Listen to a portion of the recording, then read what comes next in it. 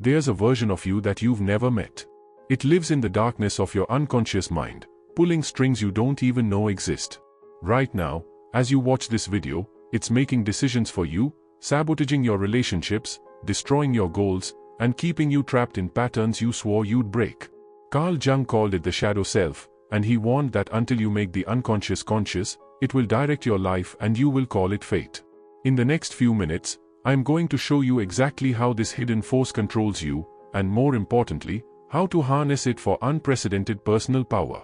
Section 1. The shocking truth about your hidden enemy. Let me tell you a story about a man named Richard. Richard was successful by every measure. Six-figure job, beautiful family, respect in his community. But there was a problem. Every few months, he'd explode. A rage so intense it terrified even him. He'd punch walls, scream at his wife, and then spend weeks drowning in guilt, promising it would never happen again. It always happened again. Richard couldn't understand it. He considered himself a good person. Patient, kind, rational. Where was this monster coming from? The answer, as Jung would explain, was living in Richard's shadow. Here's what most people don't understand about human psychology. You are not one person. You are a collection of selves, and the most dangerous one is the one you refuse to acknowledge. From the moment you were born, you began a process of selection. Your parents praised certain behaviors and punished others. Society rewarded specific traits and rejected the rest. By the time you reached adulthood, you'd constructed what Jung called the persona, the acceptable mask you show the world. But here's the terrifying part. Every quality you rejected, every impulse you suppressed, every emotion you deemed unacceptable didn't disappear. It went into the shadow. Your greed, your rage, your selfishness, your lust, your cruelty, they are all still there, festering in the darkness of your unconscious mind. And they are not dormant. The shadow is actively sabotaging your life right now. It's the reason you chose that toxic partner who reminds you of your father. It's why you procrastinate on your dreams. It's the force behind your mysterious self-destructive behaviors that make no logical sense. Think about Richard. On the surface, he was the perfect gentleman. But in his shadow lived all the rage his strict military father had beaten out of him as a child. Boys don't cry. Boys don't complain. Boys handle it. So Richard learned to swallow every ounce of anger, to smile when he wanted to scream, to be good. But the shadow doesn't forget. It accumulates. And eventually, it erupts. This is the dark psychology secret that Jung discovered. The traits you most despise in others are often projections of your own shadow. That person who irritates you beyond reason? They are holding up a mirror to the parts of yourself you refuse to see. The colleague you think is too ambitious? Perhaps your shadow contains the hunger for power you've labeled as wrong. The friend you judge as selfish? Maybe you've suppressed your own needs for so long that seeing someone prioritize themselves triggers something deep within you. Your shadow doesn't just sabotage you internally. It manipulates your external reality. It attracts situations and people that force you to confront what you've buried. It creates self-fulfilling prophecies. If your shadow believes you are unworthy of love, you'll unconsciously choose partners who confirm that belief. If it holds rage, you'll mysteriously find yourself in conflicts you never consciously wanted. And here's the most disturbing part. The bigger your shadow, the more danger you are in. Jung observed that the people who committed the most heinous acts often considered themselves the most righteous. Why? Because they disowned their darkness so completely that they couldn't see themselves as the villain. Their shadow had complete control, operating from the darkness while their conscious mind remained convinced of their own purity. This is why self-awareness isn't just helpful, it's essential for survival. Section 2. The Anatomy of Shadow Sabotage. Let me show you exactly how the shadow operates in your daily life. The pattern of projection. Sarah was convinced her husband was cheating. She checked his phone, interrogated him about his schedule, and felt a constant anxiety that he was betraying her. In couples therapy, something shocking emerged. Sarah had almost had an affair 6 months earlier. She'd stopped it before anything physical happened, but the guilt consumed her. Her shadow took that guilt and projected it outward. If she could find betrayal in her husband, she could avoid facing her own capacity for betrayal. This is projection, the shadow's favorite weapon. You take the traits you can't accept in yourself and see them everywhere in others. The self-sabotage loop. Marcus wanted to be an entrepreneur more than anything. He had ideas, skills, and opportunities. But every time he got close to launching his business, something went wrong. He'd miss crucial deadlines, fight with potential partners, or suddenly decide the idea wasn't good enough. In therapy, Marcus uncovered a shadow belief implanted by his father: people like us don't become successful. We are workers, not leaders. Even though Marcus consciously wanted success, his shadow was terrified of it. Success would mean betraying his family identity, abandoning his roots. So the shadow sabotaged every attempt. This is the self-sabotage loop. Your conscious mind sets a goal, but your shadow holds a conflicting belief. The shadow always wins because it operates below your awareness. You'll wonder why you keep failing without realizing you are fighting yourself. The attraction trap. Jung observed something peculiar. We are magnetically drawn to people who embody our shadow qualities. This explains toxic relationships that make no logical sense. Jennifer was attracted to men who were emotionally unavailable, controlling, and dismissive, exactly like her father. Consciously, she hated these traits. But her shadow was drawn to them like a moth to flame. Why? Because the shadow seeks integration. It's trying to force you to acknowledge and integrate these rejected parts of yourself. The problem is, without awareness, you just repeat the pattern. You keep choosing the same type of person, hoping for different results, never realizing your shadow is orchestrating the entire dance. The success ceiling. Have you ever noticed people who get close to success and then mysteriously implode? Actors who become famous then destroy their careers with scandals. Entrepreneurs who build businesses then make catastrophic decisions. People who lose weight then gain it all back. This is the shadow's success ceiling. Deep in your unconscious, there's a limit to how much success, happiness, or love you believe you deserve. Push past that ceiling, and your shadow activates emergency protocols. It creates drama, triggers old behaviors, attracts problems, anything to bring you back to the familiar level. A client named David lost over 200 pounds through dedication and discipline. At his goal weight, he felt amazing. Then, within 6 months, he'd gained it all back. In our work together, David discovered his shadow belief: if I'm attractive, I'll have to deal with intimacy. If I have to deal with intimacy, I'll get hurt like I did before. His weight wasn't just physical, it was armor. And his shadow would rather have him unhealthy than vulnerable. The moral license paradox. Here's where dark psychology gets really interesting. Research confirms what Jung intuited: the more you see yourself as good, the more your shadow gains power. People who publicly virtue signal often privately engage in the exact behaviors they condemn. The politician railing against immorality gets caught in scandals. The spiritual teacher preaching enlightenment abuses their power. The friend who always posts about kindness is cruel in private. This is the moral license paradox. When your conscious identity becomes too one-sided, too good, too pure, too righteous, your shadow grows proportionally large and dark. The energy has to go somewhere. If you can't acknowledge your capacity for selfishness, greed, or cruelty, those traits don't disappear. They go underground and emerge in unconscious, often devastating ways. The shadow doesn't make you bad.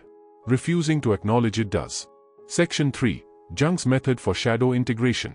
Now here's where we transform everything. Jung didn't just identify the problem, he provided the solution. And it's not what most people expect. The goal isn't to destroy the shadow. That's impossible and dangerous. The goal is integration, bringing the shadow into consciousness and harnessing its power. Remember Richard, our rage-filled executive? After 2 years of shadow work, he transformed. Not by eliminating his anger, but by integrating it. He learned to recognize when he felt frustrated before it became rage. He developed healthy outlets. He stopped seeing anger as evil and started seeing it as information about his boundaries. The explosions stopped. His relationships deepened. And surprisingly, he became more successful at work because he could finally tap into assertiveness he'd always suppressed. Here's how you begin this transformation. Step 1. The mirror technique. For the next week, pay attention to your strong emotional reactions to others. When someone irritates, angers, or disgusts you, stop and ask, what part of myself am I seeing in them? This is brutal honesty time. The coworker you hate for being attention-seeking, could you have suppressed desires for recognition? The friend you judge as lazy, have you denied your own need for rest? The person you see as fake, do you hide your authentic self? Write down every strong reaction and explore it. You are not trying to justify bad behavior in others. You are using them as mirrors to see your own shadow. Step 2. The dialogue method. Jung used a technique called active imagination.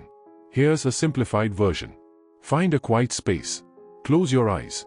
Imagine your shadow as a separate entity, a dark figure, a younger version of yourself, whatever feels right. Now, speak to it. Ask it questions. What do you want me to know? What are you protecting me from? What power do you hold that I need? Then listen. Let the shadow respond. Write down whatever comes, no matter how uncomfortable. This isn't crazy, it's accessing the wisdom of your unconscious mind. A client named Michelle did this and her shadow said, I hold your ambition. You called it selfish, so I hid it. But you are unfulfilled because you won't let yourself want things. This revelation changed her life. She'd spent years being the selfless one, always accommodating others, never pursuing her own goals. Her shadow held the ambition she needed. Once integrated, she went back to school, changed careers, and found the fulfillment she'd been seeking. Step 3. The reclamation process. Make a list of traits you've always believed were bad or wrong. Greed, anger, selfishness, pride, lust, aggression, vanity, whatever you've judged and suppressed. Now, reframe each one. Every shadow trait has a gift when integrated. Greed becomes healthy ambition and resource management. Anger becomes boundary setting and protection. Selfishness becomes self-care and knowing your worth. Pride becomes confidence and self-respect. Aggression becomes assertiveness and drive. Vanity becomes self-presentation and confidence. The shadow doesn't contain evil, it contains power you've been too afraid to claim.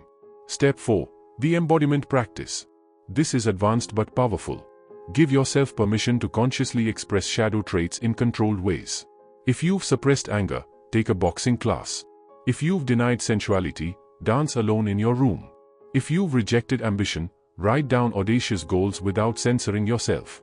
If you've hidden your voice, record yourself speaking your truth, even if no one else hears it.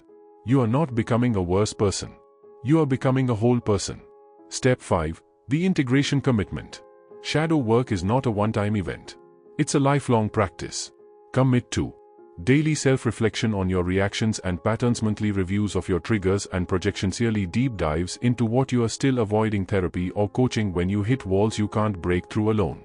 Jung warned that everyone carries a shadow, and the less it is embodied in the individual's conscious life, the blacker and denser it is. The more you avoid this work, the more power your shadow gains. The more you engage it, the more whole you become. And here's the final secret Jung revealed. When you integrate your shadow, you don't just stop sabotaging yourself. You unlock capabilities you never knew you had. That suppressed anger becomes fierce protection for what you love. That hidden selfishness becomes healthy boundaries. That denied ambition becomes unstoppable drive. The shadow isn't your enemy. It's your untapped power source. Every hero's journey requires a descent into darkness. Not to be consumed by it, but to retrieve the treasure it guards. Your shadow holds the keys to your personal power. The question is, are you brave enough to claim them? Section 4. The Transformation Promise. Let me tell you what happens when you truly integrate your shadow. First, your relationships transform. When you stop projecting your darkness onto others, you can finally see them clearly. You attract healthier partners because you are no longer unconsciously seeking someone to play out your shadow dynamics. Conflicts decrease because you are not constantly triggered by reflections of what you've denied in yourself. Second, your self-sabotage stops. Those mysterious patterns that kept you stuck? They lose their power. Your shadow stops fighting your conscious goals because it's been acknowledged and integrated. The internal war ends, and all that energy redirects toward your actual aspirations. Third, you become genuinely powerful. Not the fake power of pretending you are perfect. Real power, the kind that comes from knowing every part of yourself and choosing how to use it. When you integrate your shadow's aggression, you become assertive. When you acknowledge your capacity for manipulation, you understand influence. When you accept your selfishness, you master self-advocacy. Fourth, your creativity explodes. The shadow contains everything you've repressed, including massive creative energy. Artists, writers, entrepreneurs who do shadow work report breakthrough insights and ideas that seem to come from nowhere. They weren't from nowhere, they were from the parts of yourself you'd locked away. Fifth, you develop genuine compassion. When you acknowledge your own darkness, you stop judging others so harshly. You recognize that everyone is fighting their shadow. This doesn't mean accepting bad behavior. It means understanding that hurt people, and that includes you on your worst days. And finally, you become authentic. The exhausting performance of being good ends. You can simply be human, complex, contradictory, light and dark, strong and vulnerable. People are drawn to this authenticity because it gives them permission to be whole too. Jung said, "I'd rather be whole than good." This is what he meant. Wholeness includes everything: your light and your darkness, your virtue and your vice, your strength and your weakness. Goodness, when pursued by denying half of yourself, is just another mask. And masks always crack eventually. The path of shadow integration is not easy. It requires courage to face what you've spent a lifetime avoiding. It demands honesty that will make you uncomfortable. It asks you to question everything you've believed about who you are. But the alternative? Spending your entire life sabotaged by a force you refuse to acknowledge. Wondering why you keep repeating the same patterns. Watching opportunities slip through your fingers for reasons you can't explain. Living at half your potential because you are afraid of your full power. The shadow will direct your life whether you acknowledge it or not. The only question is, will you let it control you from the darkness, or will you integrate it and harness its power? Your personal power isn't waiting for you to become better. It's waiting for you to become whole. If this video resonated with you, you're already on the path of awakening. Most people will never hear this message, and even fewer will act on it. But you are different. Something in you recognized the truth in these words. That's not an accident. Your shadow is ready to be integrated. The question is, what will you do next? Here's your challenge. For the next 7 days, practice the mirror technique. Every time you have a strong emotional reaction to someone, write it down. Then ask yourself, what part of me am I seeing in them? Be ruthlessly honest. No one else needs to see this journal. This is between you and your shadow. At the end of 7 days, review your notes. You'll start seeing patterns. These patterns are your roadmap to integration. They show you exactly what your shadow is trying to communicate. If you want to go deeper, drop a comment below sharing one shadow trait you are committed to integrating. Not for judgment, for community. When we normalize shadow work, we give each other permission to be whole. Your comment might be the permission someone else needs to start their own journey. And if this video helped you understand yourself better, share it with someone who needs to hear this message. Not everyone is ready for this level of psychological truth, but for those who are, it could change their life. Use that discernment. You know who in your circle would benefit from this knowledge. Subscribe and hit the notification bell because we are going deeper into dark psychology, hidden power dynamics, and the unconscious forces that shape human behavior. Next week, we are exploring Jung's concept of the anima and animus, the masculine and feminine energies within you that are either empowering or sabotaging your relationships and personal success. Remember, the brightest light casts the darkest shadow. Your capacity for darkness is equal to your capacity for light. Don't fear it. Integrate it. Own it. Transform it. The shadow isn't something to overcome. It's something to embrace. Because on the other side of that embrace is the personal power you've been seeking your entire life. Your shadow is waiting. Are you ready to meet it? Until next time, stay aware, stay whole, and remember, what you resist persists, but what you integrate transforms.